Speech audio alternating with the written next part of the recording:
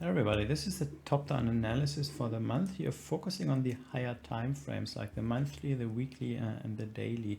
And let's start with the euro dollar. So it's really developing nicely here. So this was the long-term change of trend for the dollar, getting weaker and weaker for the next couple of years. That's basically my new long-term big picture. And this is a pattern. This is where it comes from. So now we're really getting close at the re-break of the flat. And it has taken some while here below the flat, right, to re-break. But if it does re-break, well, then we get into this free space area. And then we have a couple of really good stop run levels here that the market will most likely will want to run for. Like here on the daily chart, well, we actually have another S1 pattern to scale in. This was another one back here. So now price has consolidated and we've got another opportunity to scale in. So we can already build a pyramid here, right?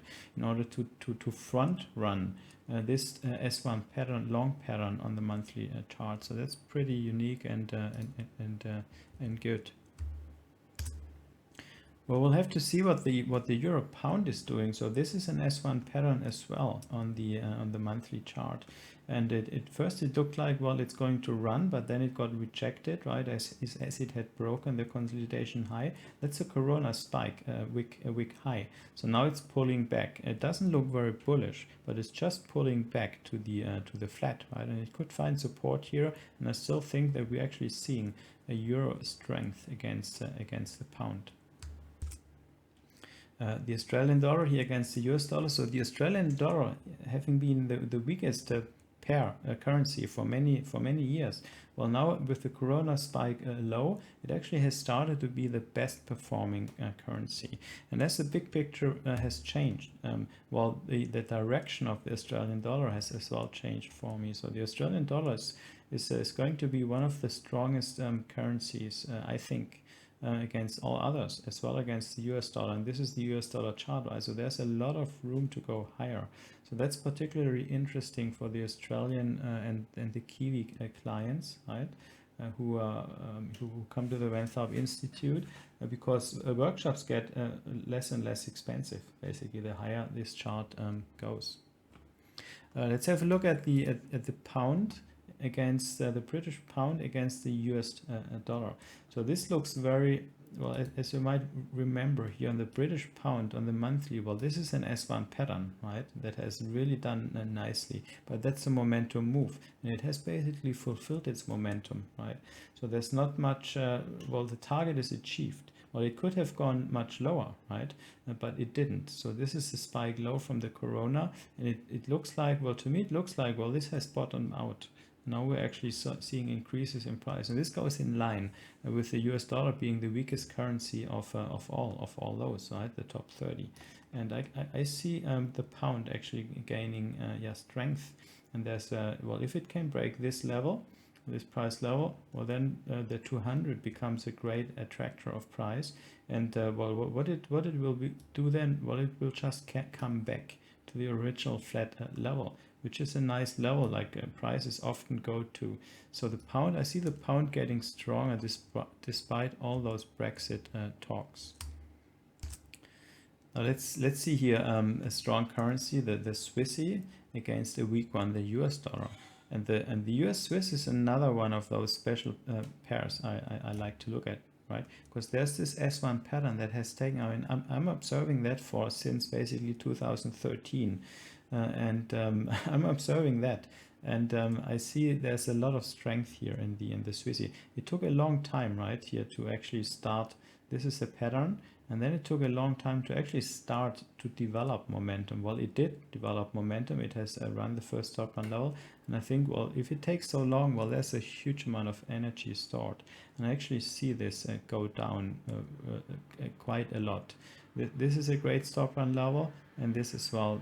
Wick levels are great levels, and if they get taken out, well, we see something like this coming, or even bigger red bars. So I'm very bullish here on the Swiss against the US dollar.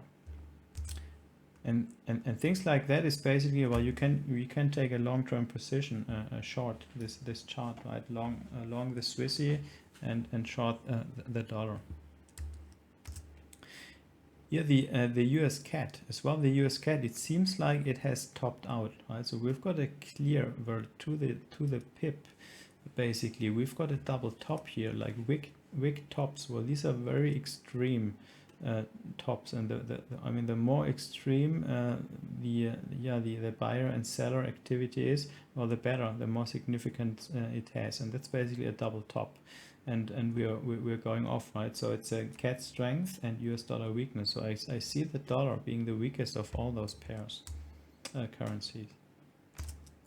Now let's have a look at the US yen, because that's a little bit special, right? So the dollar has shown weakness, so the yen has shown strength against the dollar multiple times. Like it has gone a bit lower, a bit lower, a bit lower. It was basically stuck at the 200 moving average here at the 200, and it has not been able to go lower. So it's basically sideways down. But now I think as well here, I think it will actually break. It will leave the 200 to the bottom as indicated. And if it does, well, again here, there's a lot of energy stored in here. And if it starts to move, well, it will move a big way. And as well the yen, I'm seeing the yen as well strong, gaining in strength against the US dollar. We might see a surprise here, right? Many traders actually believe, oh, there's a lot of support and it will bounce back. Well, I don't think. I think it's time for this support to be broken. And a lot of traders see as well this on this uptrend and then this consolidation and the great support. I'm pretty sure there are a lot of hedge funds as well. They're speculating on that. And they have their stop down here, right? They don't think that this will break, but it will. I think it will. Because this level is the stop run level, and very close by is another one, and this is the 100 big number. So that's a hugely important area, right?